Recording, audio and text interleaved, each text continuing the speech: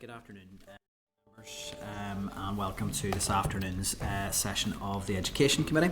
Housekeeping first, as usual, and advise members that the committee meeting will be recorded and broadcast throughout Parliament buildings and online.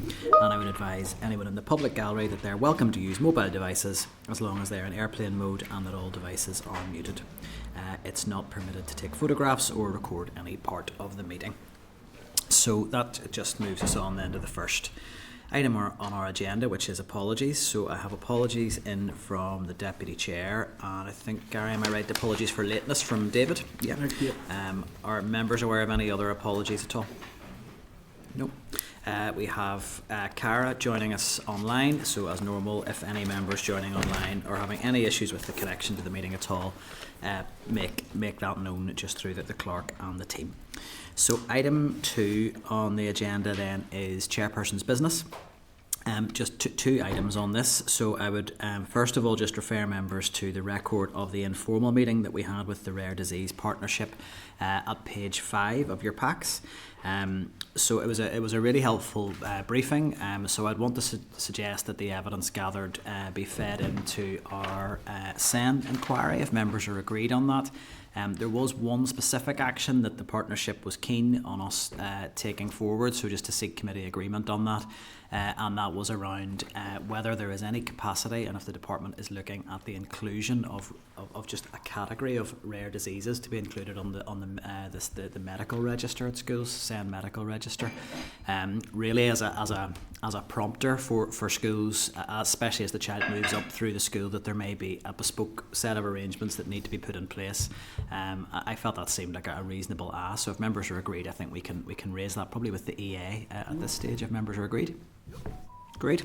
Okay. The only other item I just want to raise, as it is topical today in relation to news relating to education. So there has been a long-awaited judgment coming through from the Supreme Court around the issue of the RE curriculum and the collective worship in schools, which has been through the court system here in Northern Ireland via appeal court and then eventually to the Supreme Court. So I think it would be appropriate. I don't think we need to have any sort of discussion on the matter today, but it is a very significant judgment, which I think we would all need to take time to reflect on in terms of how it will work out through the system. But it may be appropriate if members are agreed to write to the Minister in the first instance for him to provide a response in writing of how the department will now engage with that judgment and look at the impact that it may have on the delivery of RE and collective worship in schools. It's obviously a significant judgment that the committee will want to engage with. So our members agreed that we make initial contact with the Minister on that to get a sense of where things might sit with that, and then we can take it from there. We're agreed. Yep. Okay, that takes us on to item 3, declarations of interest. Do members have any declarations they need to make in relation to today's agenda? No. Anything should arise, as usual, please indicate during the meeting if needs be. Item 4 is matters arising. Apologies, this may just be a little bit bitty today on matters arising. I don't think it's anything particularly significant, but I was just conscious last week as our meeting ran over, we rattled through correspondence without making any real clear agreements on items that needed discussion. Now, I think in the minutes you'll see that some actions were taken on actions of correspondence really in keeping with the correspondence note that's provided, but I just wanted to flag in case there was anything at all that we needed to make sure we picked up on, so that anyone engaging with the committee is assured that their correspondence was given the proper attention. So I'll just flag a couple of things. So I would just refer members, this is all in your table papers, pages 3 to 128.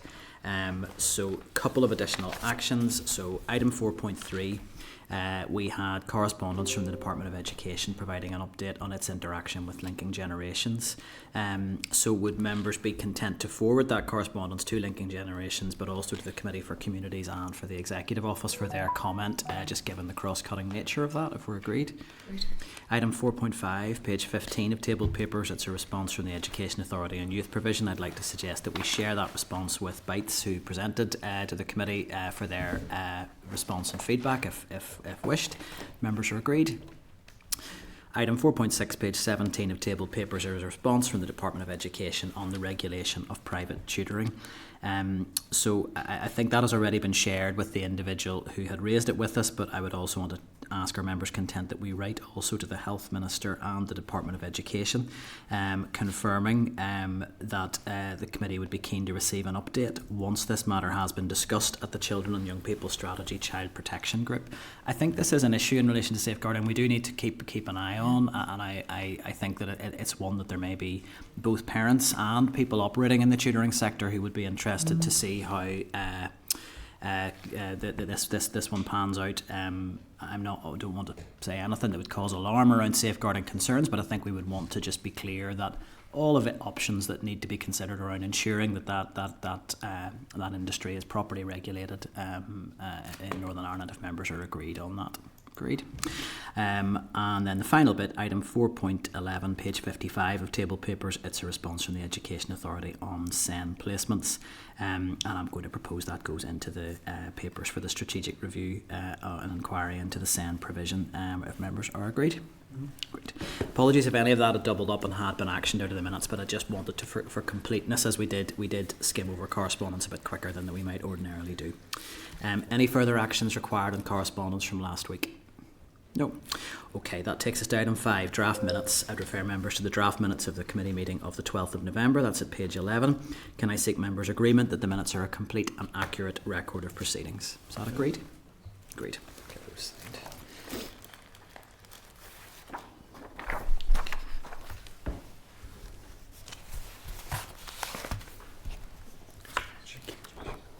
Okay, so that takes us on to item 6, and it's in relation to a proposed committee bill. I'm going to propose to members, again, just to allow a full discussion of all of the issues. Obviously, with any actions arising from that, we will deal with clearly in public session, but just to allow a full, frank discussion, our members agreed we move into closed session. Agreed? Agreed. Committee Room 29. Sound.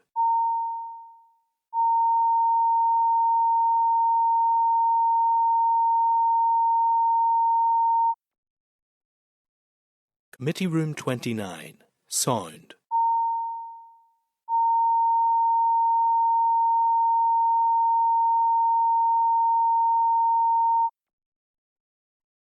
Committee Room 29. Sound.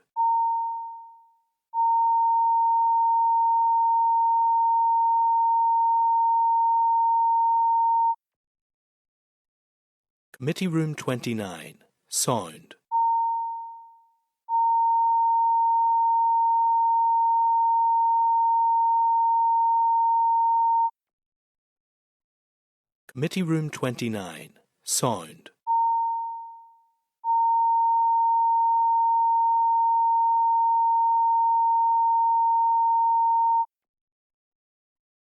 Committee Room 29. Sound.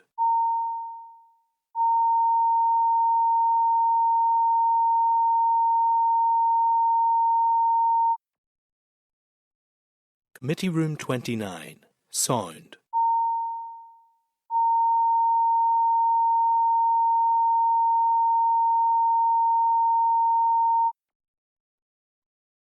Committee Room 29. Sound.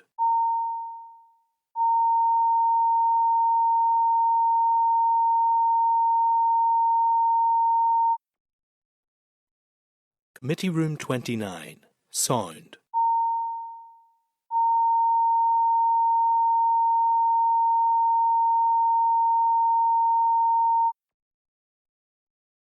Committee Room 29. Sound. Committee Room 29. Sound.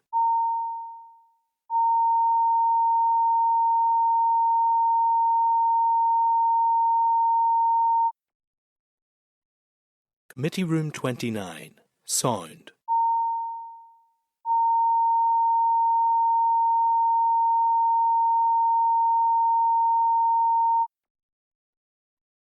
Committee Room 29. Sound.